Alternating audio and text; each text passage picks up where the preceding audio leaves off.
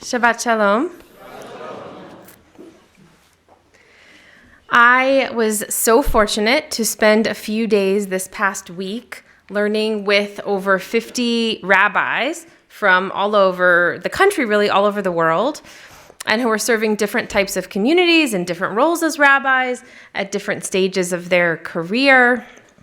And it was so nourishing and at times breathtaking, at times heartbreaking, to connect with all of them as rabbis and also to feel connected to their communities during this really tragic time for our people. One of the rabbis traveled in to Pearlstone, which is where this was held, traveled in from Israel. Rabbi Natalie Lastrager, I think that's how you pronounce her last name, who serves a community up in the north in Kvar Vradim, which is also where Karen's sister and brother-in-law live. So I've been there before a few times. Rabbi Natalie sent the rest of the rabbis on this retreat, conference, learning set, whatever you call it, sent us to tell our communities. And she called it, it's a joke, but she called it Bavel, like in Babylonia, like in the diaspora, as opposed to in Israel, to tell all the communities in Bavel that they have enormous gratitude for all the care and the prayers and the love and the worry. She used the word da'aga, the concern, the worry for them that we have, and that they hear from us and they know we have. And it was important to her that we know that they feel our prayers. We have been praying. We just did. We have been praying all morning, and we just did pray for them and for us. We have been praying and loving and worrying for now, almost tomorrow will be 100 days. And I can't help but wonder, with all of our praying, this is a hard question to ask. And I'm just going to admit at the outset that I don't have a fully satisfying answer for us. Are our prayers actually working? We've been praying for a long time now. Looking at this week's Parsha, Va'era, which literally means, and God was seen. God was seen. We are in another painful time in our people's history when we also might wonder if God would intervene, if God is intervening now, if God is hearing our prayers. Moses and Aaron go to Pharaoh's palace to demand that the Israelites are released, but Pharaoh is not convinced that this Israelite God is powerful enough and demands proof. And we read this part in the Parsha this morning that Aaron famously picks up his staff and throws it to the ground, and it in what is really a supernatural story, a miracle, the staff turns into a snake, and then so they do their show of God's power, and then Pharaoh's sorcerers do their own show. Well, we can also turn a rod into a snake, and they do that.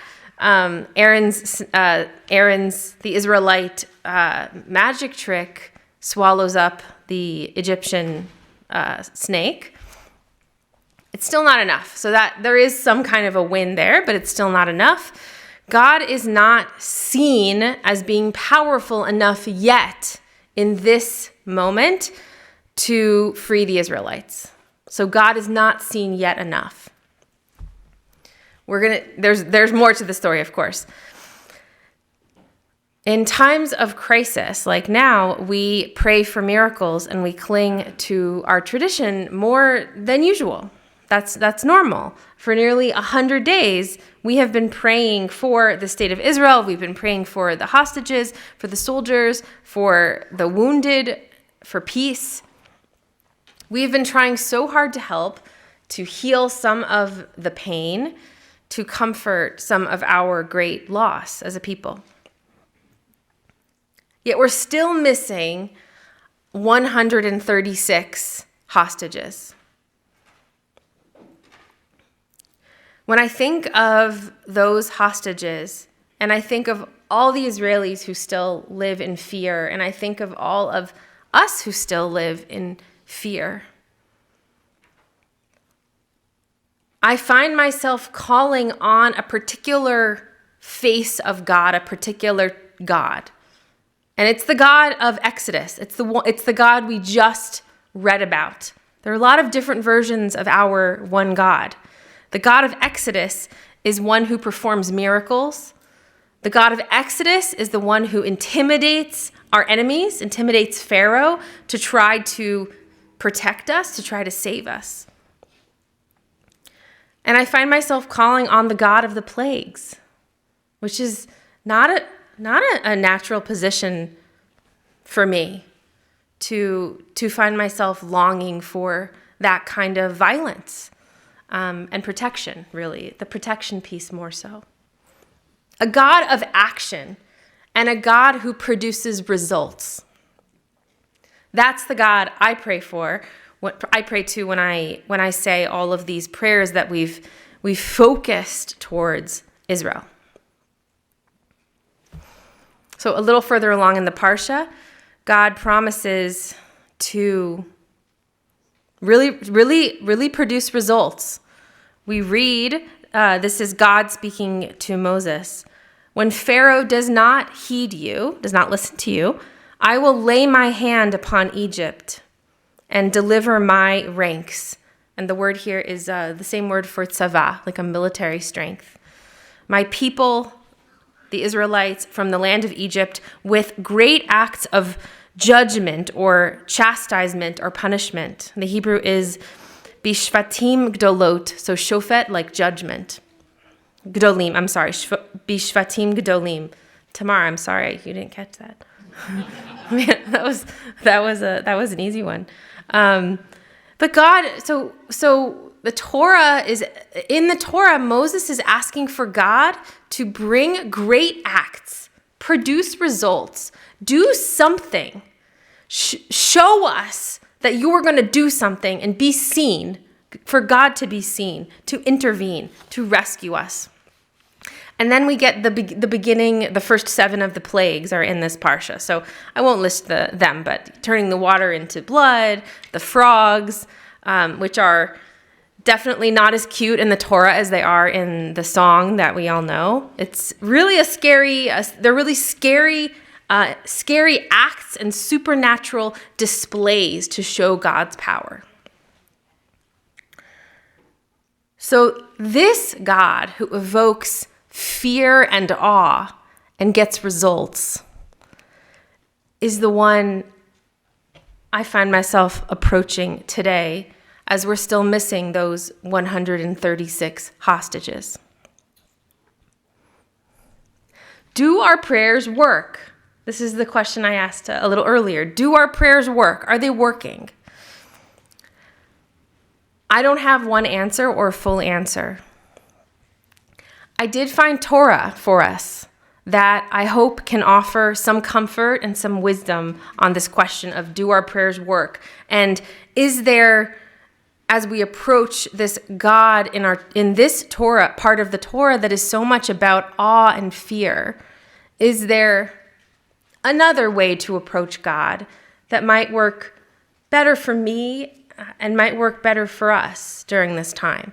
So I'm going to invite us all to do a little Torah study, and we do have time for a little bit, and then we'll see if we have time for sharing. This is a really beautiful midrash, which is a modern Israeli midrash. There's a collection called Dirshuni. This is the book with some translations. There are a lot more in the Hebrew, but they translated some selected midrashim.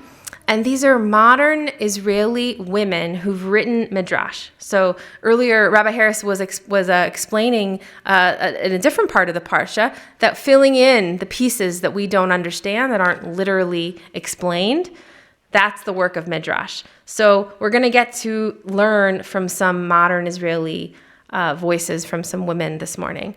I'm going to pass these out, and I'm here if you have questions.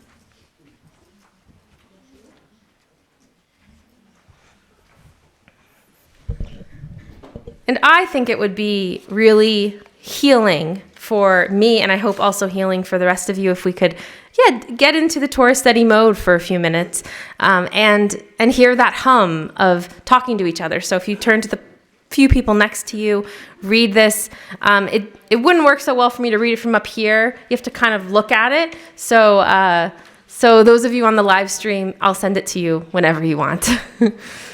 But let's learn this together. This is from a different. It's a midrash on a different part of Exodus, but it's similarly deciding which God, how to approach and how to feel fear and awe toward God. So let's do a few minutes of this.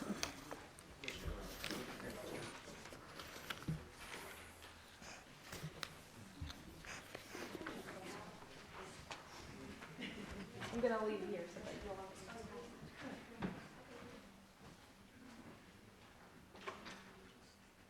You can read it to each other.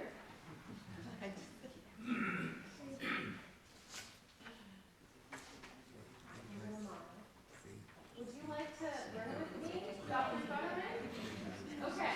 How about we read this together? Do you want to read or do I want to read? Okay. The king of Egypt said to the midwife,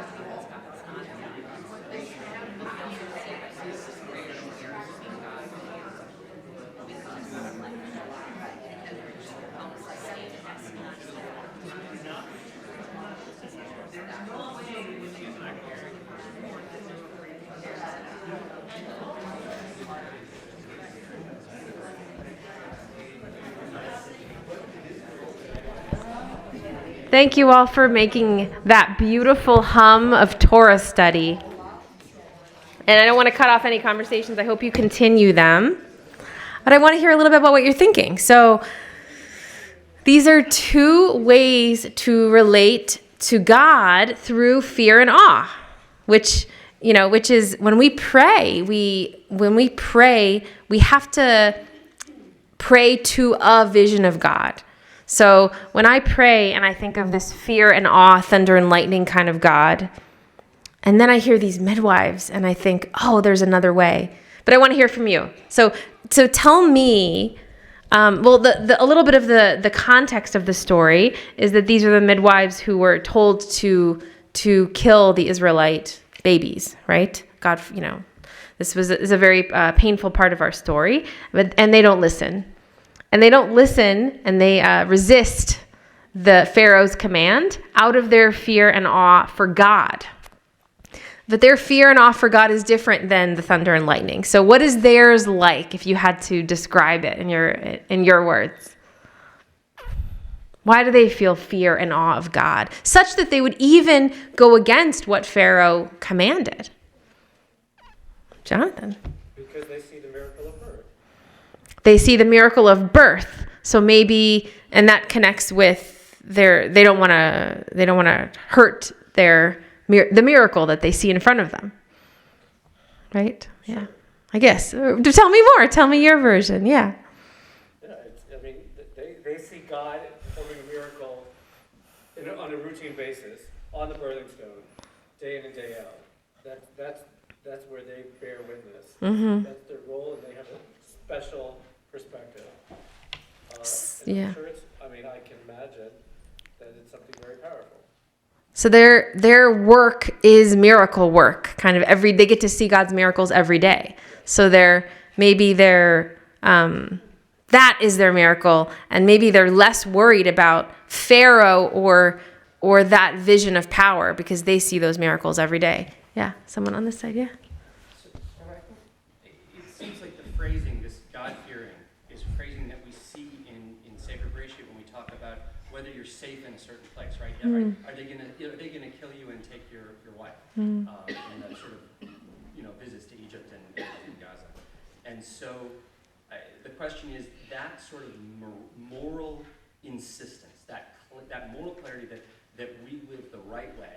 Mm-hmm. And the question here is, where does that come from? How, when you grew up as slaves in Egypt, and we know that doesn't exist in Egypt, how did you get it?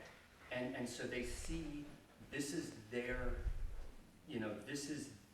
they didn't need big supernatural miracles to have faith and to understand what right and wrong were and that they were important, they naturally saw it through the precariousness of birth, the miracle, the fear, and they saw the preciousness of life.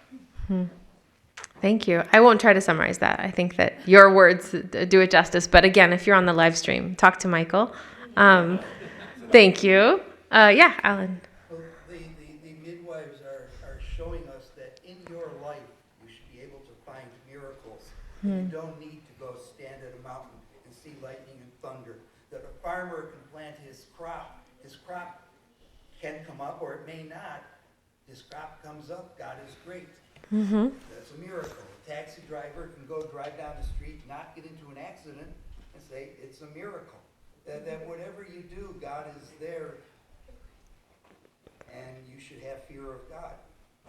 So a God who's with us whatever we do, maybe in our work, maybe in our everyday lives, but a God who kind of is that accompanying God. Yeah, thank you, Alan. Yeah, Mitchell. And then Samantha. In the beginning, it talks about they didn't fear Pharaoh. They did fear God. And then jumping down to the bottom, learning to choose good and protect life. And, we talked a little bit that it's God giving the midwives the strength and the courage and, to do what they thought was right. So it's not necessarily God performing, the miracles, but God giving them the strength, putting it in ourselves. Right. In a way. So God giving us the strength, and then we kind of can harness that power.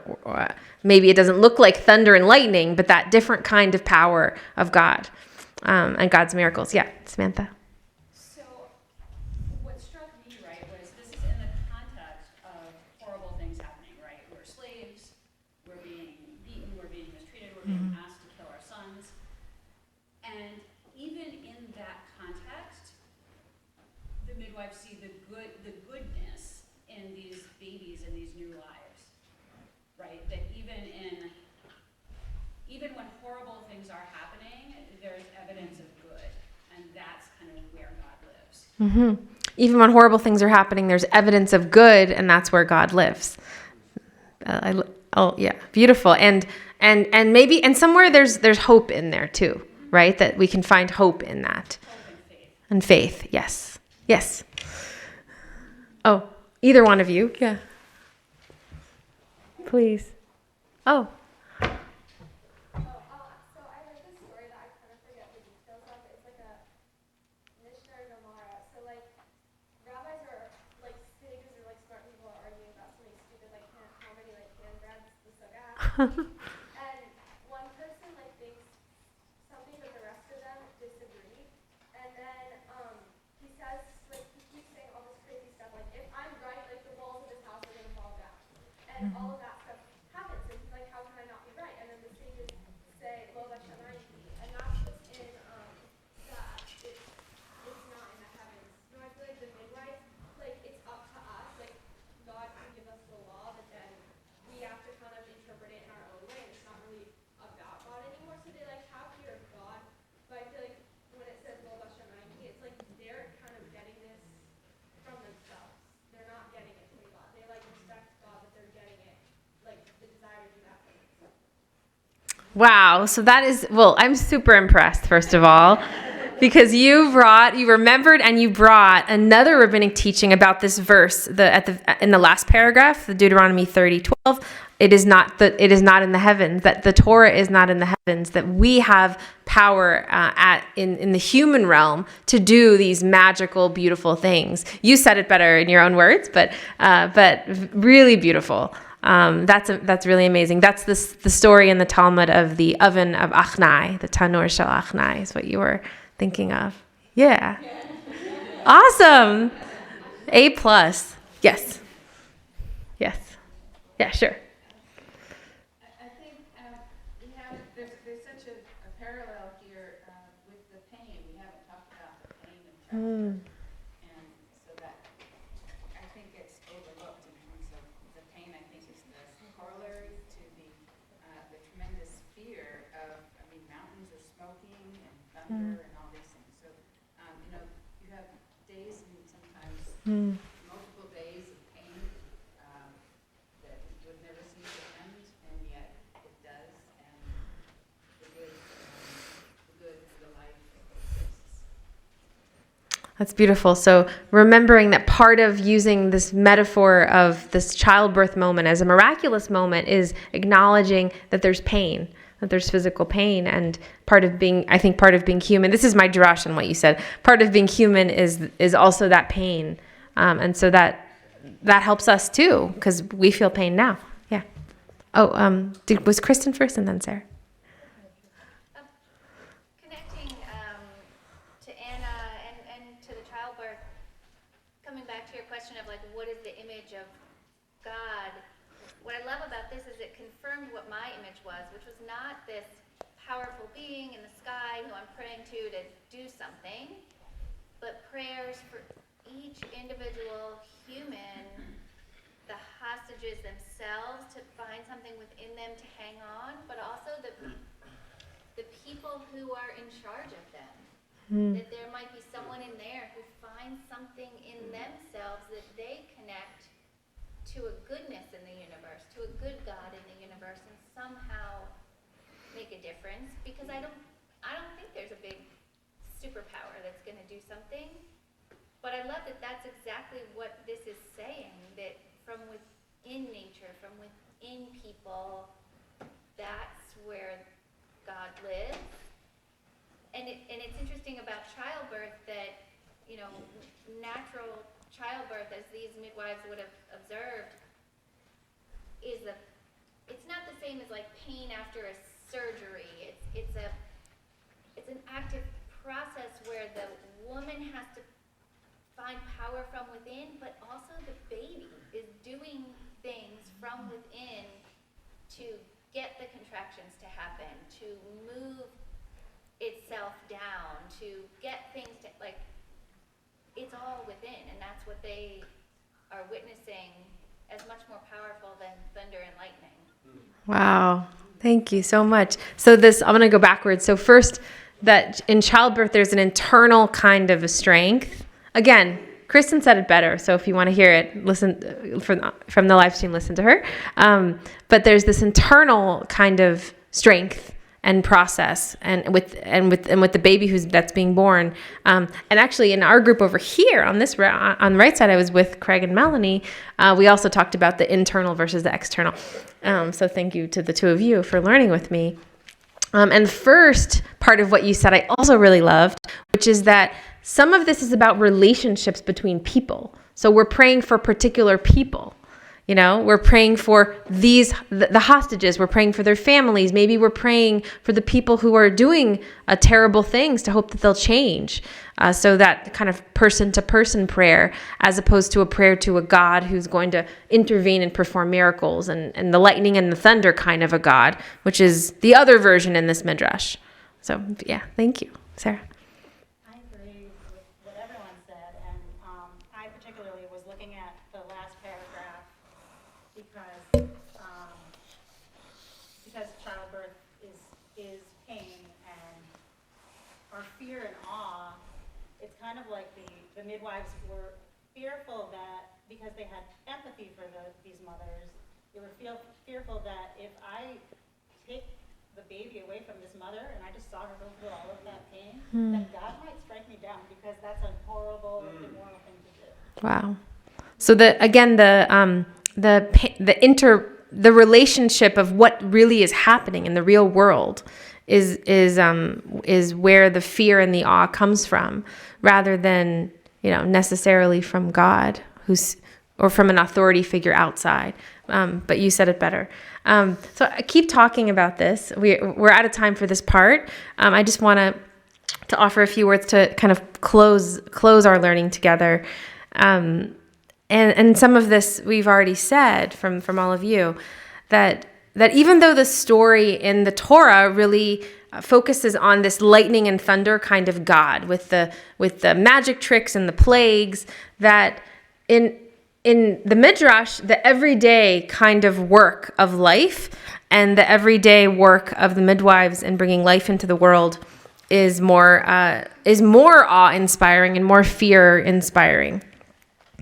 When we can focus our hearts on more actions, and we can focus on humans, we can focus on those individual relationships, and less on God's specific intervention, then we can answer our own prayers.